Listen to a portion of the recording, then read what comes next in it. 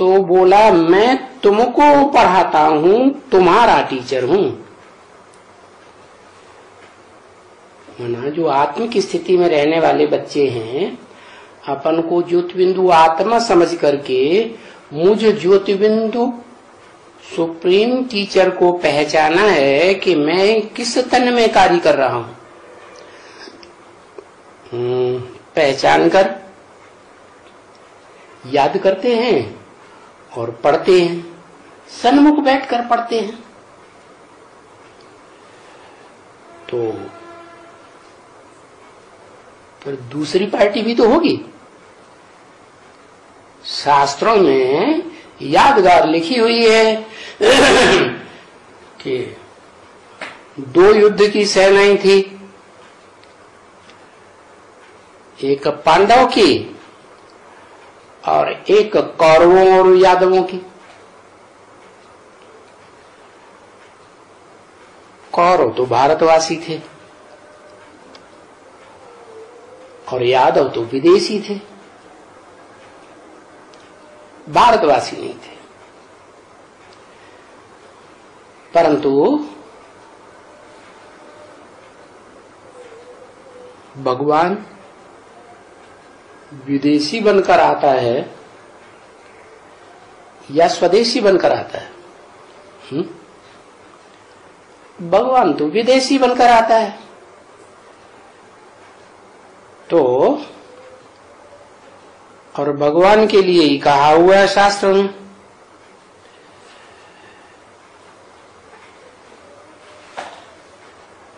कि यादवों ने पाला,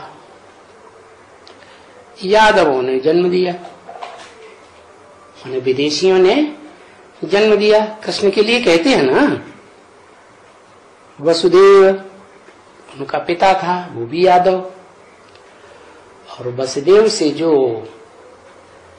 कृष्ण भगवान कहे जाते हैं तो वो भी यादव है। इसी तरह शंकर को भी बताया है यादवों का हेड, क्योंकि यादवों के पेट से ही मूसल निकलते हैं ना, मिसाइल रूपी।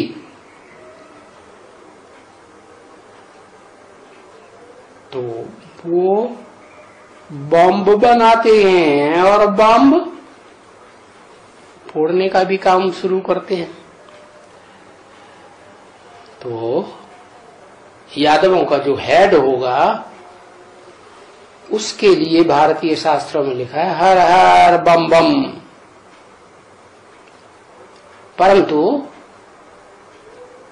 वो अपनी सारी सेना कौरवों को सौंप देता है। तो कौरव और यादव मिलकर के एक पार्टी युद्ध करने वाली, और तुम बच्चे पांडव, जो पंडा के बच्चे कहे जाते हैं, पांडुपुत्र कहे जाते हैं, वो दूसरी तरफ सेना हो गई।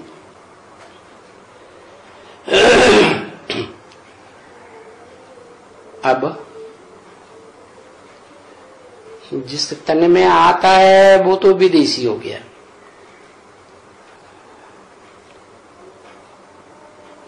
और कौरव भारतवासी हुए, पांडव भी भारतवासी थे,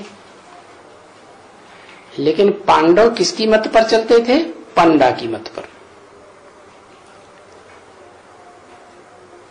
तो वो पंडा बन करके आता है पुरुषोत्तम संगम युग में। किस बात का पंडा? पंडा क्या करता है? रास्ता बताता है। कहां का रास्ता बताता है? तीर्थ स्थान पर ले जाता है। तीर का मतलब किनारा,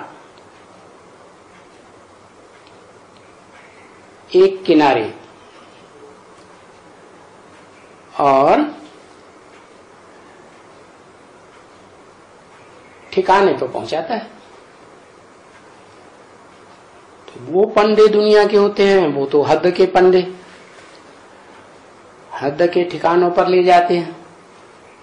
ये तो बेहद का बाप है, बेहद का ठिकाना है, मुक्ति और जीवन मुक्ति। इस विषय वैतरणी नदी से पार, विषय सागर से पार, उस पार ले जाता है, पार लोक में, जहां मुक्ति भी है और संसार सागर से पार जीवन मुक्ति भी है। तो वो तुम्हारा सुप्रीम टीचर है, माना तुमको जीते जी ले जाएगा कहां? मुक्ति धाम और जीवन मुक्ति धाम। तो बताया कैसे ले जाएगा? बताता है जिस तन में मैं आता हूं वो मेरा घर हो गया। क्या? इस सृष्टि पर जिस तन में आता हूं वो मेरा धाम हो गया, माना मुक्ति धाम इस सृष्टि पर। तो बोला है ब्रह्म वाक्य मुरली में कि तुम बच्चे परम धाम को इस सृष्टि पर उतार लेंगे। परम धाम माने आत्माओं के रहने का स्थान। और तुम बच्चे तो वो ही प्रैक्टिस करने वाले कि मैं ज्योति बिंदु आत्मा हूं। तुम बिंदु बिंदु आत्माओं का, निराकार आत्माओं का निराकार टीचर। भले साकार में आता है उसको भी आप समान निराकारी बनाता है।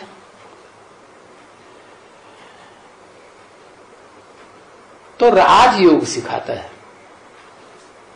कैसा योग? जिसमें राज भरा हुआ है। क्या क्या राज भरा हुआ है? साकारी से निराकारी बनने का राज भरा हुआ है। माने जिस तन में आता है, आदम की तन में, अर्जुन की तन में, या शंकर को कहते हैं त्रिनेत्री, शिवनेत्र दिखाते हैं, तो राज क्या बताता है? ये राज बताता है कि ये जो तन है, जिस तन में मैं प्रवेश करता हूं, वो भी अव्यक्त स्टेज में चला जाए। क्या? ऐसी याद सिखाता हूं कि जिस याद के बल पर देह रूपी रथ और इंद्रियां भूल जाएं।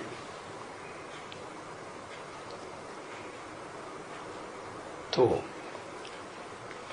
वेद का टीचर हुआ ना राजयोग सिखाने वाला, ये हुआ तुम्हारे लिए।